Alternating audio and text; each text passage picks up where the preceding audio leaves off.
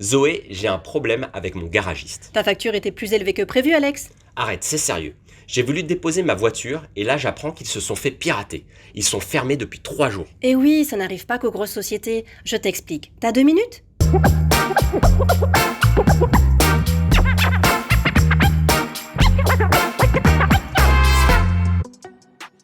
Les cyberattaques, ça concerne tout le monde, et pas que les hôpitaux ou les mairies, mais tous les professionnels, petits et gros, et surtout les petits. Pourquoi les cibler? Ils n'ont pas forcément beaucoup d'argent. Et sont peu protégés. 65% des TPE-PME ne protègent pas leurs données, donc tu en cibles plein, et tu récoltes sur des milliers de sociétés. Ce qui est plus rentable que de s'attaquer à une boîte bien protégée. Et ils récupèrent quoi? Des données clients surtout.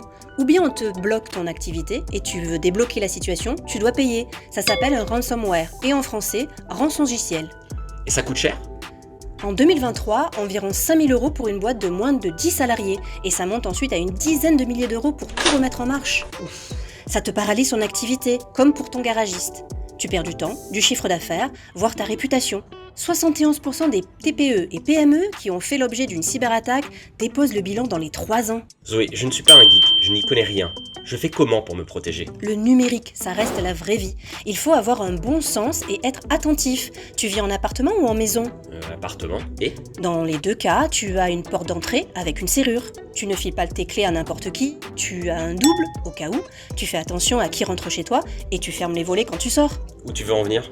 Pour éviter de se faire avoir par une cyberattaque, imagine que ton ordinateur, c'est ton appartement. Tu ne mets pas tes clés sous le paillasson avec un mot collé sur la porte pour dire où elles sont. Non, évidemment. Eh bien, tu choisis un mot de passe robuste pour accéder à ton ordinateur et tu ne l'écris pas sur un post-it collé à l'écran. Alors, c'est quoi un mot de passe robuste? C'est autre chose que 1, 2, 3, 4, 5, 6 ou AZERTY, qui sont les mots de passe préférés des Français, craqués en moins d'1 seconde. Ok, je vois. Tu n'invites pas non plus des gens que tu ne connais pas, donc tu ne cliques pas sur un email ou un lien d'un expéditeur inconnu, sinon ton ordinateur risque de se faire infiltrer malgré toi via ton navigateur internet.